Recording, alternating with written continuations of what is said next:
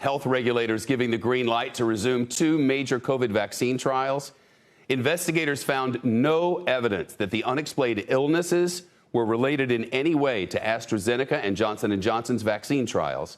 That's according to the companies themselves. The National Institutes of Health helping lead the charge in a search for the vaccine. The NIH director, Dr. Francis Collins, joins us now. Dr. Collins, thank you. Are we getting close, or how would you characterize it? I would say the pace of vaccine development since January has been unprecedented and rather breathtaking. When you consider normally every other vaccine we've ever tried to prepare has taken 4, 6, 8, 10 years. And here we are in October, expecting that if all goes well, we will have at least one vaccine that is proven safe and effective by the end of 2020. This has never been done before, never even close. And of course, everybody's concerned about, is it being done by cutting corners? I want to reassure everyone that the safety and the efficacy standards for these vaccines have never been higher.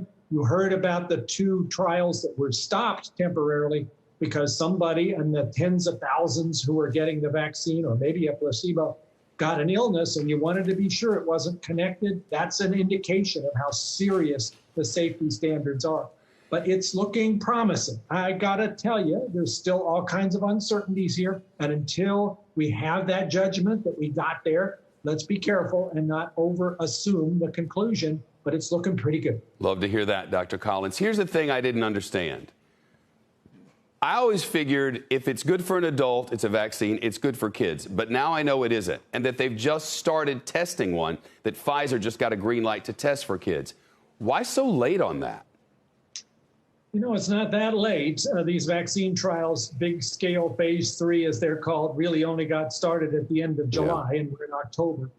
I think this is the ethical approach. You don't want to, with a vaccine where you're not quite sure whether there might be some safety issues, to start giving that to children until you've tried it out a bit on people who may be better able to handle a side effect.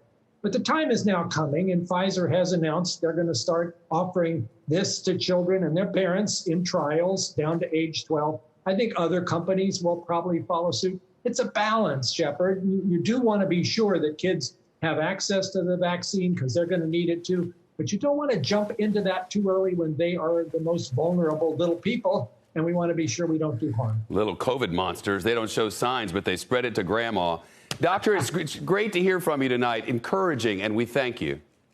All right, glad to be with you. Shepard Smith here. Thanks for watching CNBC on YouTube.